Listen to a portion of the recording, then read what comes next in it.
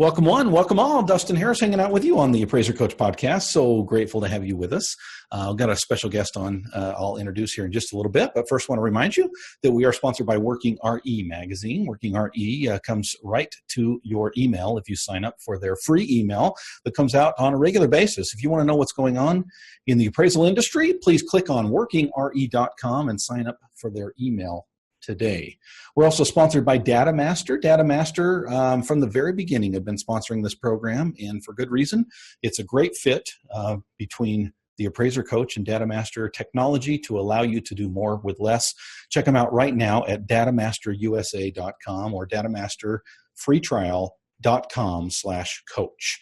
And finally, we are sponsored by Alamode software. Alamode is the software that I've been using for the last 20 plus years, and it allows me to do more with less. Check them out right now at alamode.com. It's alamode.com or 800-ALAMODE. Well, folks, on a regular basis, we've had Mr. Isaac Peck on from WorkingRE. He is the chief editor there at WorkingRE, and I wanted to have him back on the program today because there was a recent survey that WorkingRE did that I think is super interesting to appraisers, and I just wanted to kind of talk through it. So again, Isaac Peck from WorkingRE, OREP, welcome back to the program, Isaac. Thank you very much for having me, Dustin. I'm happy to be here. Well, I always appreciate you taking time for us. You always have interesting information, and I ran across this as I was perusing the different things going on in WorkingRE. You guys are always right on top of what's going on in the appraisal industry, and this is no exception.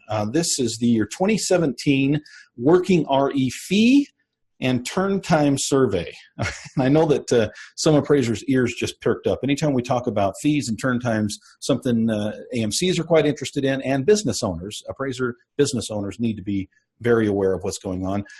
So I have to admit, Isaac, you're going to have to educate me, and it's just because I get information fed in from so many different outlets. Is this a new thing, or is this something you guys have done in the past?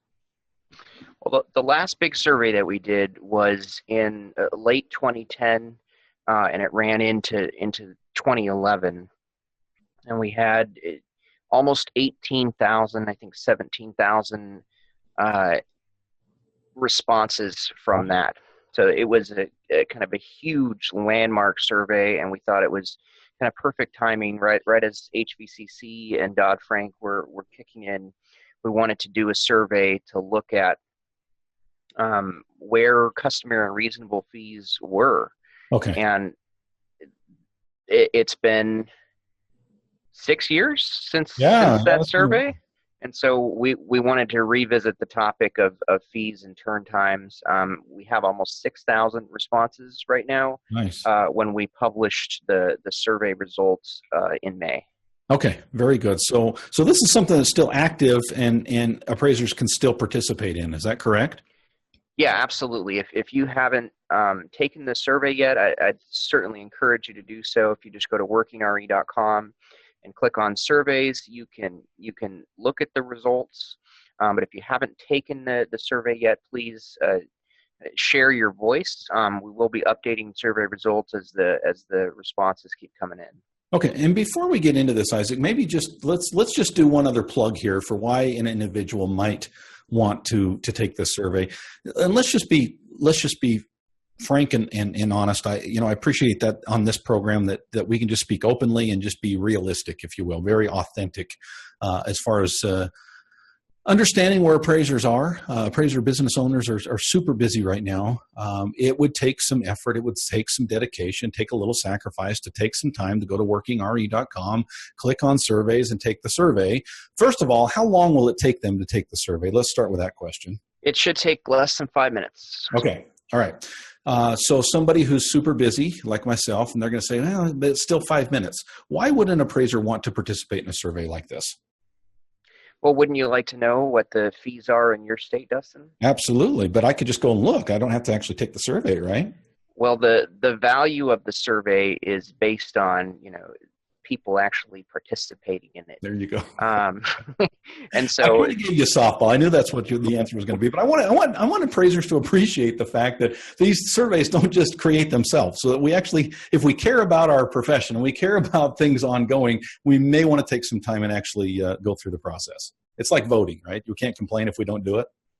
Exactly. And I think, the last fee survey that we did, we left it open for over a year, and, we got almost 18,000 responses. And I think that the sheer volume of that level of response in terms of customary and reasonable fees was very powerful.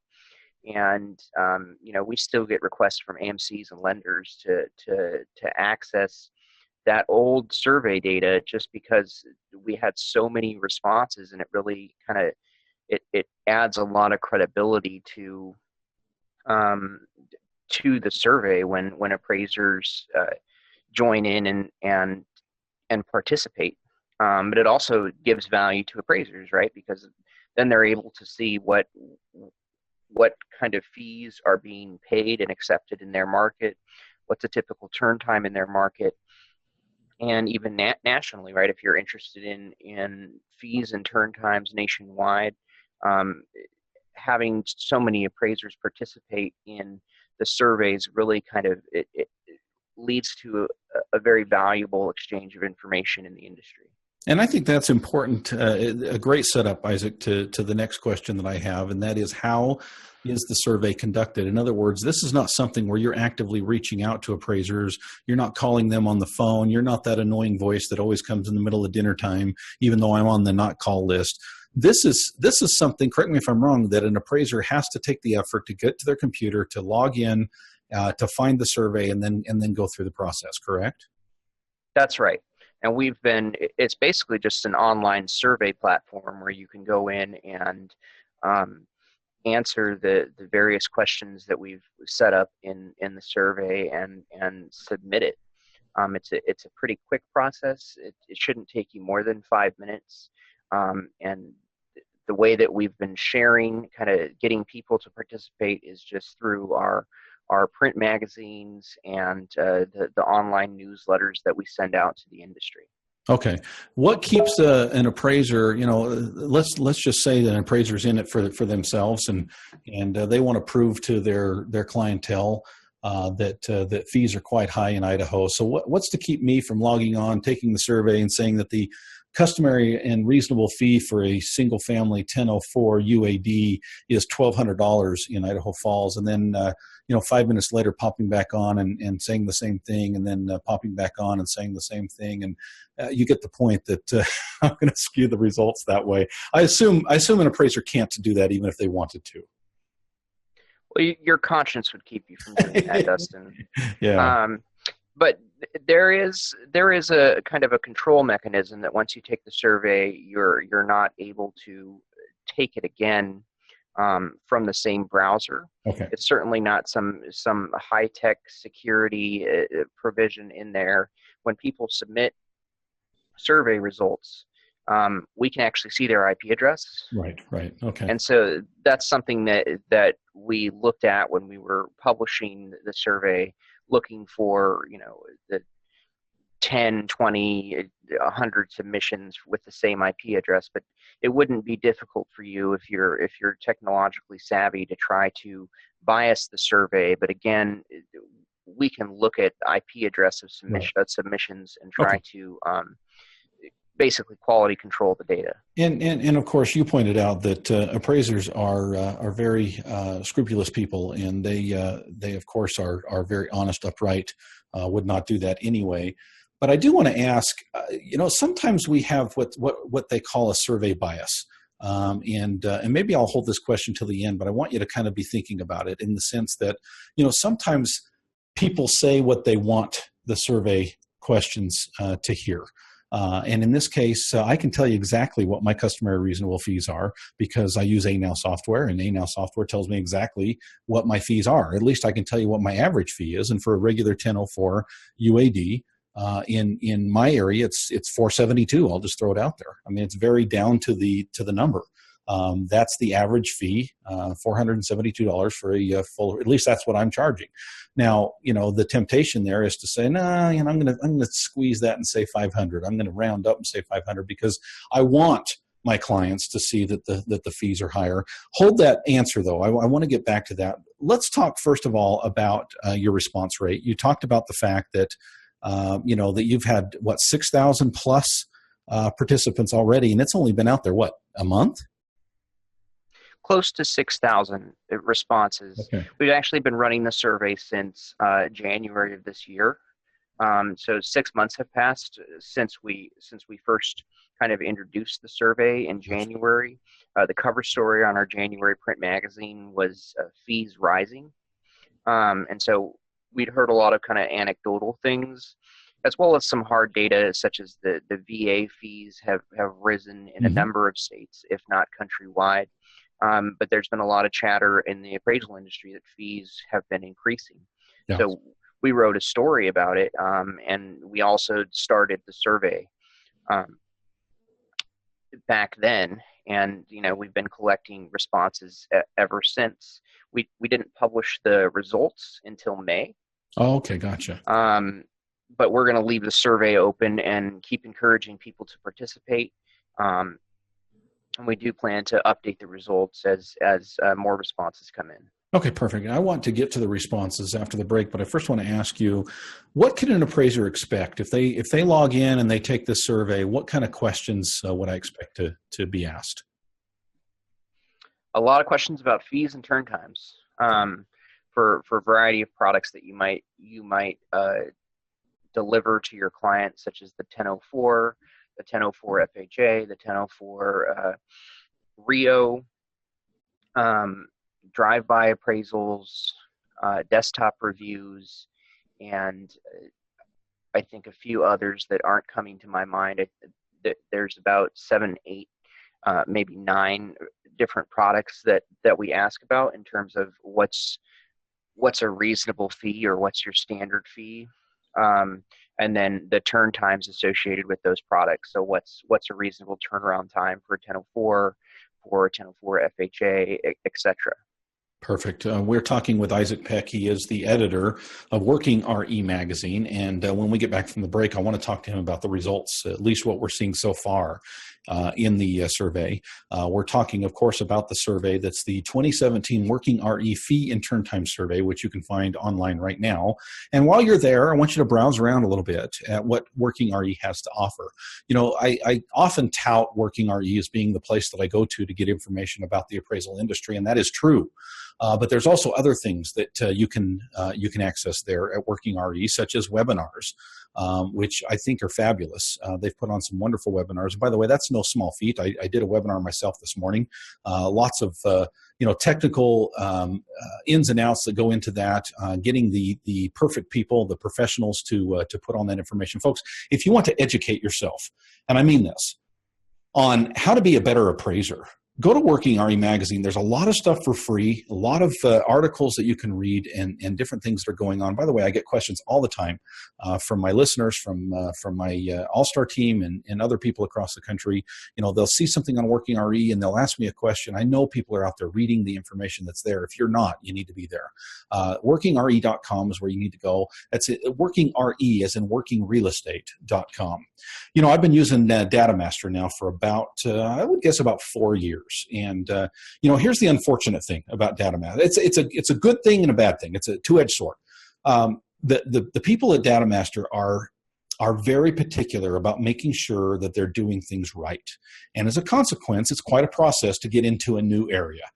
So I have about 5 MLS systems. There's only one of those MLS systems that is currently on DataMaster. Now, it's a good thing in the sense that they're protecting the data. They're making sure they're doing it honestly, uprightly. This is the kind of company you want to deal with, folks. But I'll tell you, the drawback is that it's, in only one of the 5 areas that I cover. But I'll tell you, in that one area, the time that it saves me, when they claim 30 to 60 minutes saved per report, and I know some of you are saying, well, yeah, I just have my assistant do that. Okay, you're paying your assistant to do that.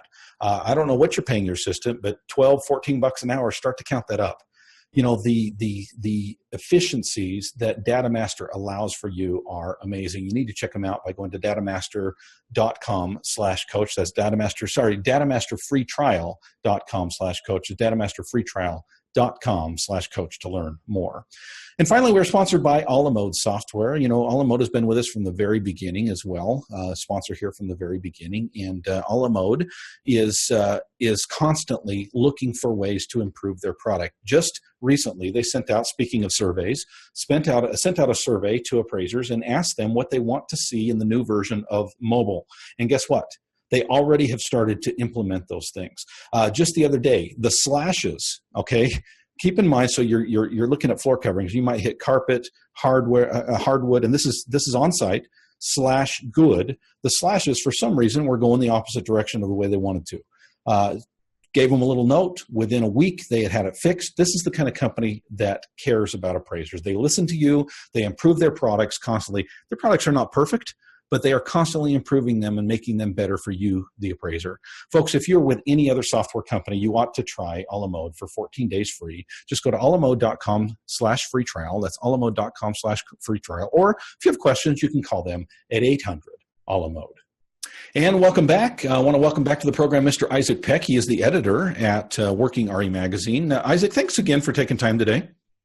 Thanks so much for having me, Dustin. Well, we have Isaac on, folks, because we're talking about the fee and turn time survey now out on for the 2017 year, which is through WorkingRE magazine. You can go to WorkingRE.com and take the survey, and you can view the results. I want to talk a little bit about the nuts and bolts, about the survey itself, Isaac, if you don't mind. First of all, let's talk about states that are seeing the highest fees. I can guess which ones they are, but I'm curious as to what your answer would be on this. I think you're looking at the Northwest, so Washington, Oregon, Colorado. Yep, the pot states they call them. Yeah, look at it that way. Yeah, I've heard some funny stories surrounding why the higher fees there. I don't know whether to believe them or not, but kind of interesting. Any other states that kind of pop out? Those are the main ones. I think that we're seeing fees rise across the board and turn times increase as well. So Okay. I'd certainly encourage people to go and look at the survey themselves. There's a lot of information, that I'm not going to be able to get into Sure. detail here, but I would say that the survey data, especially when you compare it to the survey that we ran in 2010, 2011, that fees have risen across the board. In some states, it hasn't been as dramatic, maybe $50 for an appraisal fee, but fees have increased, and turn times have also increased. Okay. In general, on a national level, we're seeing kind of very large increases in Washington, Oregon, Colorado, and a few other states, and those increases are a bit more tempered in many states, and there is large differences between high fee states and what you might call lower fee states. Yeah. But generally, turn times are up, fees are up nationwide. Well, let's talk about not to get into the negative, but I'm sure the listeners are curious. What are the shortest, the lowest fee states, just off the top of your head? I don't want to stigmatize any states here, Dustin. Right. But we are seeing. I mean, for example, there are some individuals in Florida that are doing appraisals for $250 to $300. Okay. And the next kind of lowest bracket would be $300 to $350, and we're seeing a bit of that in the southern states, as well as the southeastern states, where a good portion of appraisers, say for example in Florida, are charging at $300 to $350. And some stragglers doing 1004s for less than $300. Okay. I'm looking at Indiana right now, and the mean in Indiana looks to be around $350 to $400, but a good portion of appraisers are also doing 1004s for less than $350. Okay. All right, that's interesting. Speaking of interesting, is there anything unusual, or was it pretty much what you kind of expected? How did it compare? Maybe I should ask, how did it compare to what you did several years ago? I think it was interesting for me to see the increase in fees and be able to have some hard data behind that. And I guess also looking at the turn time data, we kind of tried to model the survey questions in a way that would allow for everyone's answers to be kind of recorded, in the sense that, say for the first survey we asked, is a typical turn time 1 day, 2 day, 3 day, 4 day, 5 day. Mm-hmm. For this survey, we started asking, is it 1 week or 2 weeks or 3 weeks, to try to account for the changing environment of real estate appraisal. So I guess the most interesting part for me was seeing how the market has shifted, how turn times have increased, and the different variances that we see across the states. Okay. It's interesting, Isaac, to look at these types of things. I want to return to a question that I asked before the break, and I don't know if you'll know the answer to this. It's just more of a thought process. Anytime I get asked anything on the phone, let me give you an example. And this there's hard data to support this. That when people are asked, for example, political affiliation. So, for example, one of the biggest surprises in 2016 in the presidential election was that the survey results did not match what actually happened at the polls. And the statisticians have been on the news talking about why that is, and some of them talk about this thing called survey bias. That there may be people, for example, there may be somebody hypothetically who doesn't want to be seen as a Trump supporter, for example. So when they're called and asked, who are you going to vote for? They might say they don't know. They might say, they're still thinking about it. They might even say the other party that they know for a fact that they're not going to vote for. And then they walk into the poll booth and they pull the lever, for Donald Trump or someone else. And that can be seen with Obama. It can be seen with all kinds of, situations where surveys don't match reality. Any ideas, Isaac, on how much we can trust? Because we're talking about people just on their honor putting the numbers in. How much of this you think might be a little bit of a survey bias? In other words, I gave the example earlier that my average fee right now is $472. Do I jump on a survey like this and round up to 5 because I kind of hope it will go up to 5? Well, they're $50 brackets in most of our questions, so anywhere between $450 and $500 would be a good answer for you. Gotcha. Okay. No, that's good. But I think that's probably a potential concern for any kind of survey. And I think especially for lenders and AMCs and even appraisers who are trying to make sense of where fees are going and where turn times are going, it might be helpful to just look at the big picture, right? That take our survey into account, as well as say what the VA fee schedules have been and how they've also been increasing, and anecdotal evidence from appraisers that fees have been increasing, as well as a number of news stories reporting large increase in fees in Colorado, Washington, Oregon.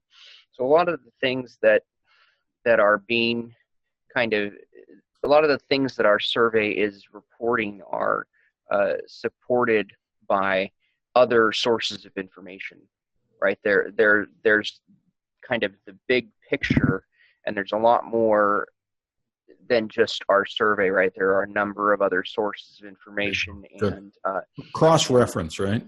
Exactly. Good. And I think that this is part of the big picture, if you will. And certainly I think very insightful in that sense. And it correlates well, or it works very well with many other sources of information and publications and fee schedules such as the VA, etc. Well, I have to say this anecdotally. This is only one person speaking, but I told you my average fee. I jumped on Idaho and looked at my area, and I'm quite pleased to know that I'm well above average, which is great to know. I think as professionals, we need to be paid what we are worth. And I think that's the bottom line here. That customary and reasonable, again, is up to you individually as a business owner. And it's what you decide that you're going to accept or not accept, as the case may be.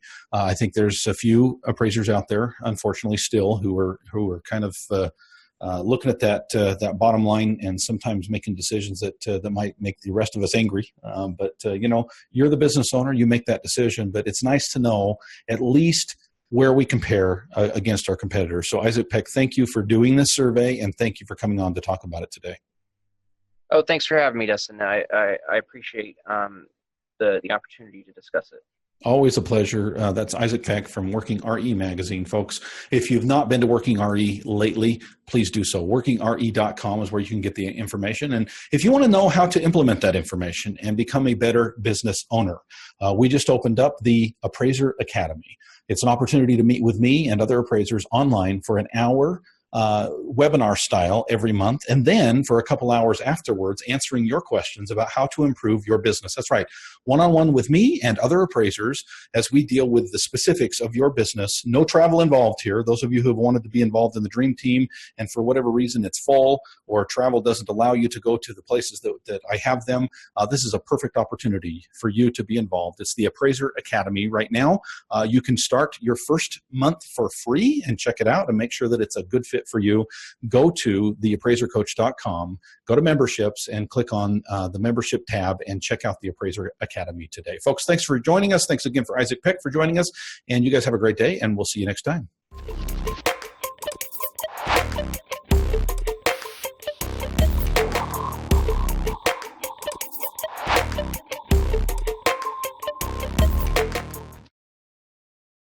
You don't need to include this, but the notion of bias in the survey it's gone back to when we did our survey in 2010, 2011, the AMCs and lenders saying, oh, well, we don't know if we can really trust that survey because appraisers are just jacking up their fees and not really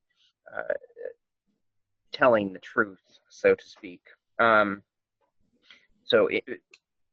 With that backdrop, right, it's really interesting to note the change when you compare our 2017 survey to the older survey, even in terms of turn time, right? Like our appraisers lying about a 4 or 3 week turn time in Colorado and other states. Are they only lying about fees? Right. So. I think it's the larger picture that tells the story, and the survey is a real interesting, important part of that. Well, and I'm glad you pointed that out, Isaac, because the funny thing about that, and maybe we should have pointed this out on the air, but these things can be checked and double checked. I mean, we're not just seeing one side of this. It's the individuals who are interested in this are not just the appraisers themselves, but their clients, and their clients know what they're paying. They know whether or not these are accurate or not. And my guess is they're pretty darn accurate. Appraisers are honest people, and they're there to tell the story of what is accurate and what can be expected, because they're business owners. They're not fudging the books. They're not being dishonest in their results. I wanted to put it out there as the fact that we're covering both sides and that there is that argument to be made. But I know people that go to WorkingRE magazine a little too well, and they're pretty honest folks. So.